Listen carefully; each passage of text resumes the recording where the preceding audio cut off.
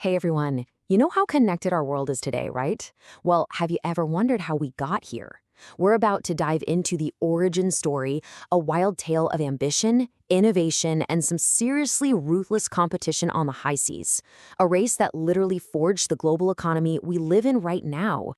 I mean, really think about it for a second. Why can you buy something with parts from a dozen different countries? How can a crisis on one side of the planet instantly rattle markets on the other? You might think this is all a modern invention, a product of the internet age, but you'd be wrong. The blueprint for all of this was actually drawn up centuries ago. And it all started with spices. No, really. The incredibly complex global network we depend on today was kicked off by a simple, almost desperate craving for things like pepper, cloves, and nutmeg. It was a craving so powerful, it launched thousands of ships and completely reshaped the world map. Okay, so let's set the scene. We're in the 17th and 18th centuries. Europe is buzzing with this new energy, and the oceans, well, the oceans have become the ultimate arena for a super high-stakes game of wealth and power. And on this global stage, you've got your main players. You had the early pioneers, Portugal and Spain, but pretty soon they were being challenged by a new wave of ambitious seafaring powers, the Netherlands, France, and of course, Britain. Every single one of them wanted a slice, or better yet, the whole pie, of the insanely profitable trade routes to Asia. Now, Portugal got there first. They were the ones who figured out how to get around Africa and into the Indian Ocean. But their initial strategy was actually pretty different from what came later. They set up what's called a trading post empire, which means they acted more like business partners with the local folks than conquerors. They were the middlemen, not yet the masters. But then came a new player that would completely flip the script: the Netherlands. See, the Dutch weren't just looking to trade, they were looking to dominate. And they brought a revolutionary new weapon with them to do it. And that weapon? It wasn't a new kind of cannon or a faster ship. It was a financial innovation. Let's be real, sailing across the entire planet was crazy expensive and super risky. A lot of ships never came back. The Joint Stock Company changed everything. It allowed merchants to pool their money and sell shares to everyday investors, basically crowdsourcing the funding and spreading out that immense risk. It privatized and supercharged the race for global riches. And the result of that brilliant idea was the Dutch East India Company, or the VOC. And listen, this wasn't just a company. It was the world's first multinational corporation, and it was a beast. It was backed by so much private money that it basically acted like its own country. It could wage war, sign treaties, and build colonies, all without having to ask permission from the government back home. And having that kind of power led to a massive shift in strategy. So while Portugal's model was based on partnership, the Dutch model was way, way more aggressive. The VOC just went in and conquered places like modern-day Indonesia. They subjugated the people who lived there to make absolutely sure they had a total iron-fisted monopoly on the spice trade. It was a whole new ballgame. Of course, the incredible success and profits of the Dutch did not go unnoticed.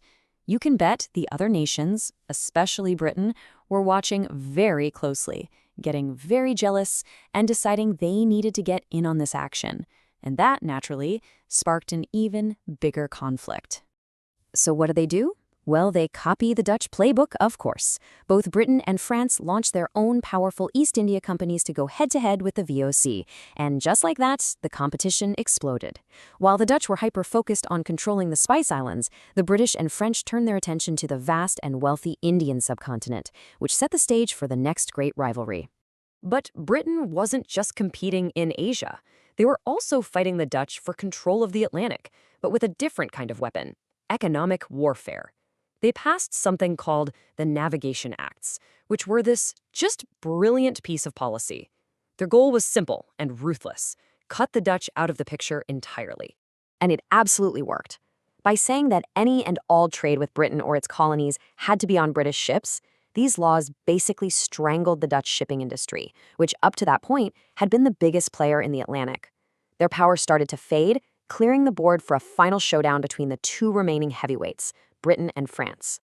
So, with so much money and power on the line, it was pretty much inevitable that this intense economic rivalry would spill over from the accounting books onto the battlefield. The fight for markets became a fight with cannons and muskets. And for the first time in history, these wars were truly global. You see conflicts like the War of Austrian Succession or the War of Spanish Succession, and you might think, oh, that's just some squabble in Europe. But you'd be wrong. These wars were fought everywhere, from the forests of North America to the coasts of India, as Britain and France battled it out for control of colonies and vital trade routes. The War of Spanish Succession was a huge turning point. At the end of it, the Treaty of Utrecht awarded Britain massive territories in North America. But even more crucially, it gave them the Asiento, a contract giving them total control of the slave trade to the Spanish colonies. This was a horrifically profitable business, and it gave Britain a massive upper hand. There was no question who was coming out on top.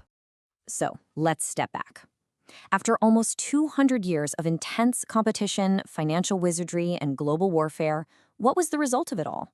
Well, nothing less than a completely new economic world order. I mean, this chart tells the whole story in one picture. Around 1650, the Dutch were the undisputed masters of the sea. No one could touch them.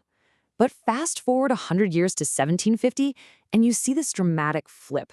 Through clever policies and, frankly, winning key wars, Britain had systematically taken apart Dutch dominance and risen to become the world's supreme maritime power. And the biggest result of this whole era was this.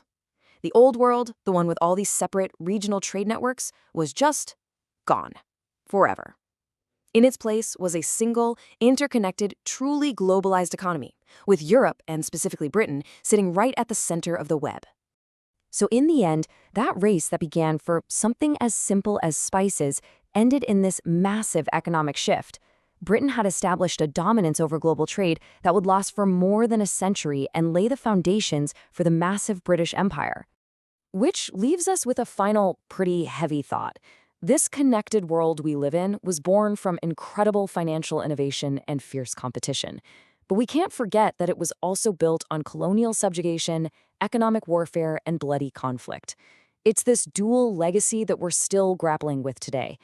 So the question I'll leave you with is this: what is the true, lasting legacy of this centuries-long race for riches?